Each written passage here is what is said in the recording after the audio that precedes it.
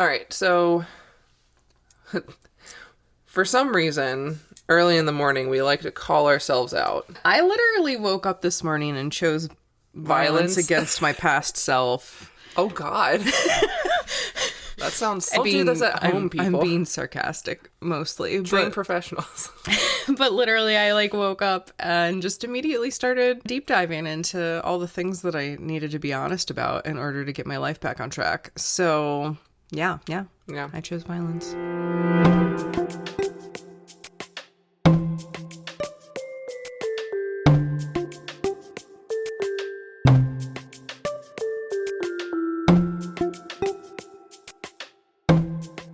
We've been having these conversations the past several weeks, months, where we've realized how codependent and people-pleasing we have been without realizing it. Yeah, I remember you sending me this little meme about how codependency was like taking on other people's feelings so that you don't have to feel your own or something like that. And I... You were like, oh no. I was just like, oh God, okay. Because codependency, like, I feel like we always picture codependency as like clingy. Yeah, as like super clingy in a not sweet romantic kind of way. Like not everybody's on board. Or it's codependency, we think of looking like a relationship between an addict / abuser and a victim, and the victim is codependent. Right. That was power play. That was like my exposure to codependency. So when I looked at past relationships, I could be like, oh yeah, ooh, yikes. But then when I looked at my current relationships, I didn't want to put that same lens on it. Yeah. Because the relationships felt different. So realizing that codependency looked like more than just really big, obviously scary dynamics between people, that it could just be pink flags and and the thing is that like you can't just start a different relationship and have all of those behaviors just like, oh, this relationship isn't abusive, so all of my behaviors that were in response to this abuse are not going to exist in this relationship. Like, yeah, no, we just apply our lens, our trauma lens, onto literally everything. Yeah, because like it just means that the small, like, there's the responses that give your brain enough proof that feels similar to the abuse that makes you go into the fight, flight, freeze response or fawning. Right. And like, even though my window of tolerance now is 5,000 times better than it used to be, it's still not perfect. It's never going to be perfect. And I think a lot of people probably run into this, but I feel like you and I landed in almost like a frog in the boiling pot scenario, where at first those little codependent behaviors were minor. Like, they weren't egregious. They were just, I don't want you to feel bad. Yeah, you're going through a rough time right now, so I'm just going to withhold this little piece of information and save it for another time. Then that gets kicked down the road, and the temperature in the pot starts to go up. And I feel like both of us recently landed in, like the water's gotten really hot, we can finally notice. The problem is that now it's on the edge of, we're not having relationship struggles, y'all. Like, this is just our deep processing all the time, promise. But like, we got into this scenario where we're both like, oh shit. I would say like we're allowed to say we are two therapists that are human, and I would say that struggle is a... Well, yeah, I'm reassuring them that we're not about to get a divorce or something. Yeah.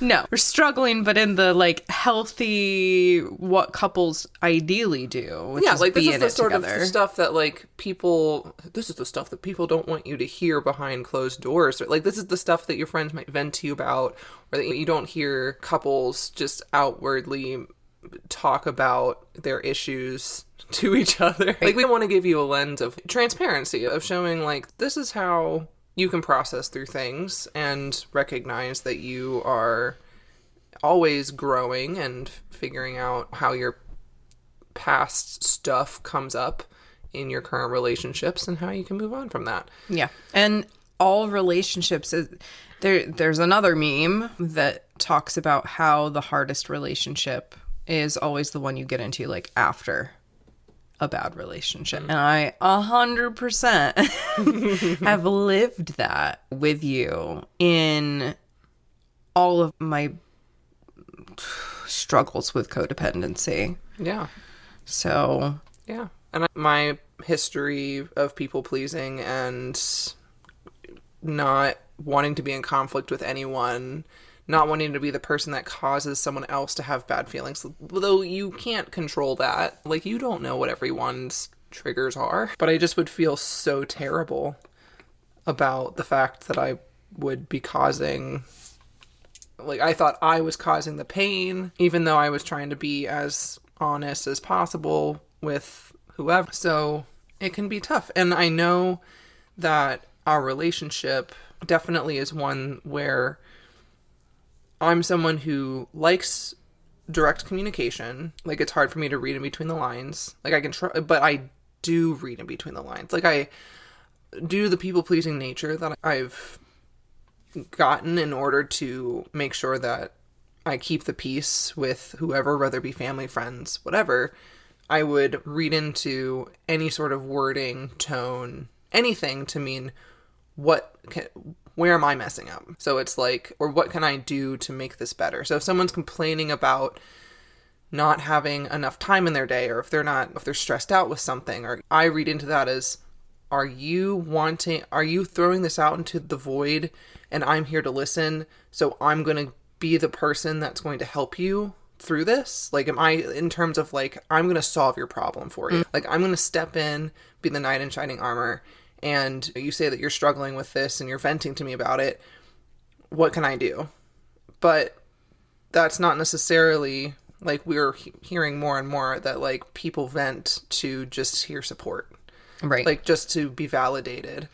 And we should not try to fix unless there's a, hey, please help me. Can I have this help? And I feel like you jump on, or have jumped on, the opportunity to quote unquote fix or help because you've felt called to be the white knight, versus with me, when I look at my codependency, mine stemmed from fear of the other person blowing up, or the fear of the other person accusing me of something, gaslighting me, making me keep a secret, etc. Yeah. So I think that's another thing, people, if you realize you're struggling with some codependency, which most people probably are. Most people probably do, because it's people-pleasing. It really is people-pleasing. It's caretaking. It's like all the over-functioning towards others. I remember that being a trait that I prided myself in. Yeah. I actually was in the process of making resume after my undergrad, and I was having my mom look over it. And they were like, you have like a list of like values or traits or whatever, like can work in a team or whatever. And I put people pleaser on there, being like, yeah, this is something that businesses probably value. And it's like, probably. Like, that's the thing, is that society does like romanticize the people pleaser at times. They're like, oh yeah, they're going to bend over backwards for us and it's going to be great. So when we romanticize that, it puts this on this pedestal until you realize that you've completely and utterly not listened to your own needs. Yeah. Or been honest with people. Like, you've basically, it's like a lie of omission. If you're trying to protect someone else's feelings By not exposing a part of yourself, then you're essentially lying. Like, and yeah, that's a hard truth too. That's like a catch-22. And going back to what I was going to invite people to think about is, if you're noticing that you have these codependent traits, patterns in the background, getting to your why. What is the story there? Because for you was people pleasing out of like wanting to be lovable and be seen and validated and to feel helpful and useful, to be enough, versus for me it was protection. Like yours is protection too, but mine was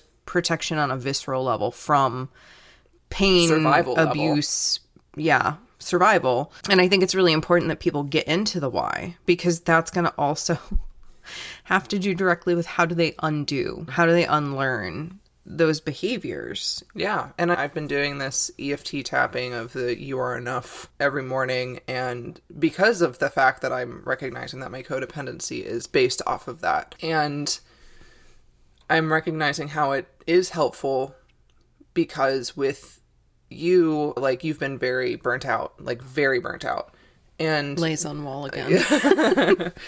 and you were explaining to me like where you were at and like just venting of like, oh, I'm struggling so hard with this, and like this, you were messaging all of this to me, and I could feel a little itch from like the I want to be enough part to be like, what does this mean? Like, what is Safriana telling me? Is Safriana passively explaining, I would like you to do this in order to make my life better? Or is she just like currently needing to vent about this, and once we have like a day of rest, like we can sit together and maybe figure out a game plan? But for right now, this is not us figuring out a fix-it plan because she has no spoons right now. She just needs this time to vent. So instead of me having this, and if I come from the I need to be good enough part, I am not in a space to reflect back your like emotion, like be empathetic and be like, yeah, that sounds really exhausting, or that sounds really hard. And instead I would be in a space of like tenseness of like, oh no, what are you going to ask of me? Like, what do you need me to do right now? What's going to happen? And like, that's not helping me provide a safe space for you to express those things. So the fact that that was what I was able to provide, when taking away the concept of like, this is not white knight territory. Like, it's never white knight territory, but this is, I recognize that my white knight wanted to come out to cause the tenseness. And I was like, this is venting. This is you needing just flat out support in terms of like providing space for you. I know that's different compared to me wanting to offer the white knight, but I don't know if you noticed the softness I was like, softness versus tenseness from my aura.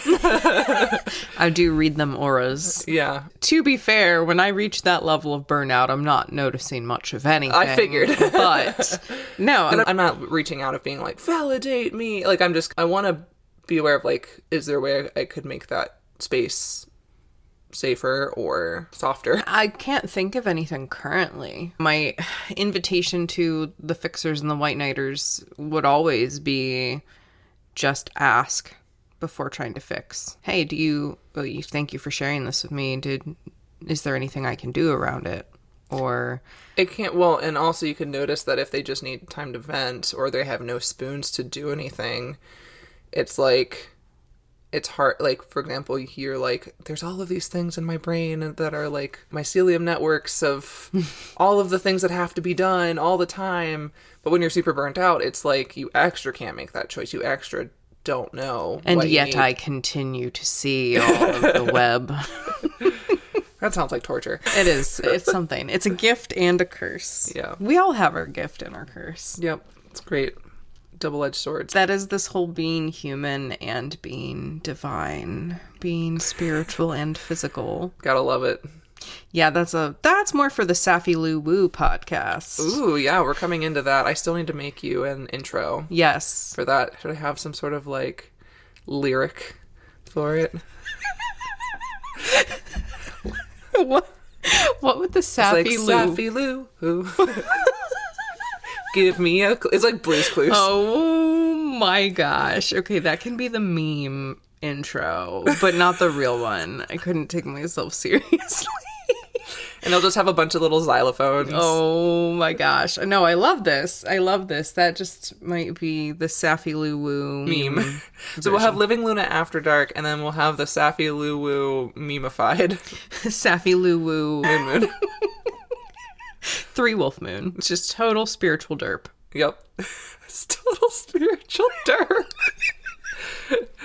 Amazing. So, codependency. Yeah. Yeah. It's so exists. hard.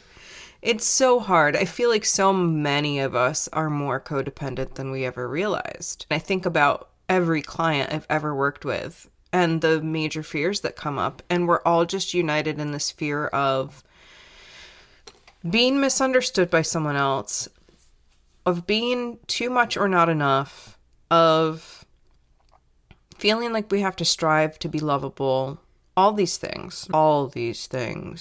It's a way of feeling in control. That's the biggest thing. And it goes back to the masks and masking that we talked about, of why we put on these masks. And it is because of underlying codependent qualities or But society something has fear adjacent. forced the codependency. Right. That's the thing. It's like we are codependent on society.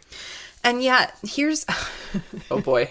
here's the ultimate I can sense this tangent. It's going to be great. the ultimate irony of all of this. Yeah. Is that we're supposed to be a species that thrives on community, Yeah. not codependency. Yep. And there's a difference between being codependent or people-pleasing, caretaking, etc., martyring yourself on behalf of others, and taking such exquisite care of yourself that you can show up for your community in times of need. And that's what I said last night in my my big old text wall rant was, I don't want to have to be the strong one. Because one, I don't want to be the one that always feels like they have to keep it together for everyone else, because I want everyone else to be taking care of themselves and giving me permission to take care of myself, so that when one of us does stumble, the whole community can show up Yep. instead of the one. Yeah. And that's the thing is, like, it's been a time to do a lot of deep reflection due to the fact that I'm still waiting for my license from the board. That motherfucking board. Don't even get me started. That'll bring my anger to the surface. No, the board in general, blah, but like the person that I've been talking to it's been very lovely. That's good. But anyway, it has been giving me a lot more time for reflection and time to really figure out, like, what is the stuff that I need in order for, like, what is my oxygen mask? Like, what is the vital stuff I need daily, weekly, monthly to help me be in that space to not necessarily white knight, but help a stumbling community member and not feel like I'm depleting my one spoon left. That one little spoon. That one little spoon. And so, like, I'm working on weightlifting for not only me feeling good about, like, feeling strong on my own, but also, like, everyone is giving me this look like, oh, strong, you say. But also, I was like, and the also is for your wife, right? Anyway. Yes, but also is that codependency? Yes. Hence, is it codependency or is it just people pleasing? Yeah. It's that whole you've got to want to do things for you at the end of the day. Yeah, and that's the biggest thing is, like, I going back to when we first got together, I remember you asking, like, there were certain aspects to our dynamic that you were like, I don't want you to just say yes because I want it. And I was like, what? I don't know what I want. Like, sure, tell me what I want, like, sort of thing. And that's codependency. Like, Yep. Figure out what you want. If you don't know what you want, like, if you were to take out what you think everyone else wants from you, and you sit on your own and be like, this is something that I want. If you sit with yourself and are like, oh shit, I have no idea what I want outside of pleasing some other person. I'm going to work on my weight because my mom told me to. I'm going to work on my... Every single AFAB ever. Practically. I'm going to work on my, like, spirituality because one of my good friends that I look up to is wanting me to do this. Like, yes, there can be people who help with accountability, absolutely, but there's a difference in you stepping into that space of, hi, I want to be held accountable, compared to, I want to do this for this person. And then there's almost like this reverse codependency with the whole like asking other people to help is if people say, yeah, I'll help you, and then they don't, we have to allow ourselves to look for support elsewhere. We can't just like lay down and give up because someone else wasn't on board. Like that's just as potentially damaging to all parties involved. I wanted to make sure that we touched base about like some other people-pleasing sort of red flags. You had posted this in our Living Luna Discord server, but people-pleasing being saying yes and then feeling regret or resentment later. So I think we've all been there. Because we want to be yes men in our society. Like that's going back to your whole putting people pleaser on your resume. Yeah. Because capitalists love that. They love people that are going to say yes to everything. Keeping feelings and needs to yourself out of fear or shame. So, in you and I talking about our codependency stories, like a little bit of all the worlds. Oh, yeah. Like, definitely, like, the past couple of weeks, we're like, here are some truths that we have not mentioned in our whole relationship because we are afraid of what the other person's going to think or react or feel. And it's like, yeah, but I want to know the whole you. Which goes into the next one, allowing harmful behavior in order to not lose someone's love. So for you, it's mainly the fear of the loss of love. For me, it's mainly the fear of the loss of safety. Yep. And denying our reality or taking on someone else's is truth. So that going back to almost every AFAB ever that I've ever talked to and their mom, shaming them for their weight. Like we can absolutely take on other people's insecurities as our own. Oh, yeah. Which can be a codependent type behavior. Have you ever had a parent that dealt with like that placed the embarrassment that they felt of your behavior in public on you, being like, you are embarrassing me? Yep. Like if that resonates with you, you are probably a people pleaser. You have probably shoved yourself into a tiny box to make sure that no one else is ever disappointed in you. Yep. Yikes. And then this last one goes hand in hand with, I feel like a lot of what we've talked about, feeling like we need to fix or rescue someone because they quote unquote need us. Yep, that's me to a T. Oh, I've been there too.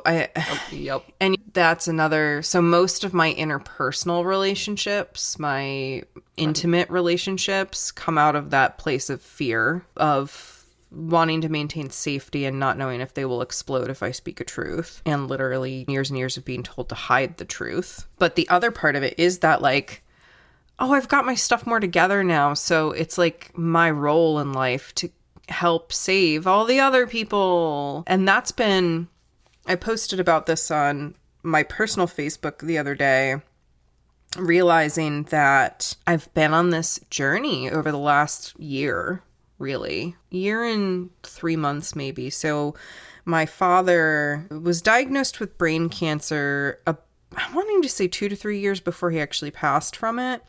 But when he started to go severely downhill, I don't even remember exactly how this happened anymore because trauma, but he contacted me to try and get his affairs in order after literally not speaking to me for years, and after I told him basically not to bother me because he had said some really harmful things. And he comes and he's sick and he's like, oh, your stepmother and your sister, and what are they going to do, and this, that, and the third. And there I was, driving to New York on my birthday weekend. Yep. To try and, which I had plans for my birthday, and I was like, I'm going to have a nice birthday for once. And instead drove to New York to deal with my father's affairs. I remember that, like, me being worried about you because of how burnt out you were and just how, like, resentful, like, you had the resentment and, like, you really didn't really want to do this. But I was like, why are you killing yourself over this? And you're like, yep. Who else is going to do it? Yep. Oh, man. So that started, I really feel like that was the Kickstarter of this journey of healing from that codependency, because I went up and I tried to help my dad make a will in advance of his death. Like, he had several months to get this will in order, and he didn't do it. So when he died, he didn't have an official will, even though I wrote it up and all he needed to do was have it signed properly. And he didn't do it. And then when he died, everybody was looking to me like, why isn't shit figured out? And I was like, why can't you all see that this is not my responsibility? But my family was... They placed all the responsibility on you. Like, you were the responsible one. Because I was the responsible one and the strong one, etc. Even though, again, this was a man who I did not have a relationship with because he was a total asshole in life to me. Yeah. And invalidated all of my earthly experiences until the final few years, where at least he was like, I'm okay that you're gay now. Like, wow. Even though, thanks, bud. Yeah, even though it was literally like 5-6 years prior to that, he'd told me that there was no such thing as bisexual, only trisexual, and basically implied that I was a whore. So, oof.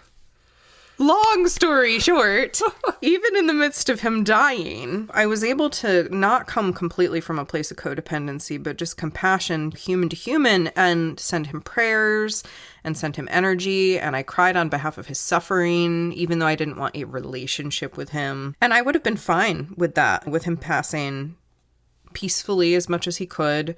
And a couple of conversations before he passed, that was fine, human to human.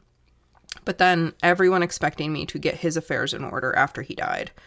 Like, he can just show up in my life and place it on me, and everybody suddenly agrees. And then everyone else agreed with that. Yeah, like, oh yeah, that makes sense. So this whole journey since then has been me really looking, and I literally didn't realize this until the other day, that all of this goes back to codependency and my father and his patterns. But I was really able to recognize through that how that was showing up in all of my other relationships, because that's what Dad did. Dad overdid it. Yeah. He worked himself to the bone, and he was resentful for no one else working as hard as he did, but he didn't stop, and he just fell on some really bad coping mechanisms that probably directly contributed to his body not doing well. So I don't want to go down that path. That's terrifying to me. And I don't want anyone else to go down that path either, but I can't make them step off. So if you were to experience that this year, if your dad died this year, and people place that expectation of, oh, you're the responsible one, he wants you to do that, what would you do? How would I respond differently after everything that I've learned over the last, For example, like when people had Safriana has this in the bag, were you afraid that you were going to let people down? Or were you, like, what were you fearful of if you said no? If you were like, someone else needs to take care of this? Well, I walked through all the gauntlet. Everything that I was afraid would be said to me was said to me. And I just had to, because eventually I just started saying no to people. I was like, nope, not doing it. And the house is falling apart, and people came in and looted it. And I don't care. But I tried to do what I would do now, but people weren't really listening. So if all of that happened again, from the get-go, I would have just said, I'm sorry, that's not my responsibility. And I know that this is difficult for you, but these are your other options. Like, I would have still offered other options, but I wouldn't have that's what we do as therapists. Well, and that's what I did do. I was like, here are all the other options. You can contact this person. I did the legwork, but I wasn't going to do it for them. And a lot of people didn't do it. Yeah. And but again, like, that's what we try to show people as therapists. Of, we'll do the legwork of offering referrals, but we're not going to call the other person for them. Yep. Like, but some people expect that we will. Yeah. So that's the thing, is we can offer some options, but it's not our responsibility to say yes to everything. Yeah. And that's so hard. It is. And I wrote in this post on Facebook that now that it's been about a year since he passed, I realized that the ultimate lesson was I can't save everyone. I can't please everyone. And I shouldn't be killing myself over other people either. None of us should. No. And so I hope someone out there really takes from this transparency that you don't have to do it all. Mm-hmm. You are not required. You're not obligated. You may think that you are, but at the end of the day, if you're an adult, you have every legal right to make all decisions for yourself. If you're a child, it's another story, unfortunately. Yeah. But And we do have responsibilities as adults, of course. Like, and that's gonna, you'll have to weigh your options there of like our HVAC system fucked up the other day and there was a bunch of water on the ground. I could have said, fuck that. I don't want to clean up the water. I'm not cleaning up the water. But then I was like, it's the house. We purchased the house. It's our responsibility. We have to take care of this. And I also hate when water's around the house. Like that is one of your triggers. Yeah. Ironic as a double water sign. I hate when double Pisces. I hate when water is like when water gets yep. And I spill it all the time. Yep. So, all of this to say, please take care of yourself. And if you have underlying codependent traits, or you're hearing that word and you are cringing at that word, you are not alone. It's not an albatross. It's not a death sentence. It's something that can be worked on, but it's terrifying to work on because that means getting really fucking honest with yourself and then being able to translate that out to others. But it is an inside process first, in my opinion, at least. And also realizing that you are not responsible for how people react to it. That's the biggest thing. We get so worried about how people are going to react to it, so we just don't. Yep. And so that could be one of the first things that you work on is like your frustration tolerance towards people reacting poorly, or like what is your worst case scenario? Like how bad could someone react to you, giving them those truths. And some people, like for me, it's abandonment, and that's terrifying. But I have left relationships before, or I've had relationships fall apart, and I've moved on. Like in the moment, it was scary and terrible. Time does heal a lot of wounds, and I was able to move on from it. And it's just those sort of things. It's like you need to also have a good practice for people who realize that they're people-pleasing codependent, like I said earlier, is think about what you actually want. Like, what are your actual passions and things that you enjoy? And if you have no idea outside of what other people enjoy and you want to fit in with them and enjoy those things too, but you don't actually enjoy those things, then start exploring for yourself. Yeah. Heckin' explore. Heckin' explore. We believe in you. You are worthy. We love you. Heck. We heckin' love you. Heck. Wow, that's ominous. Batman. I am Batman. Bye. Bye.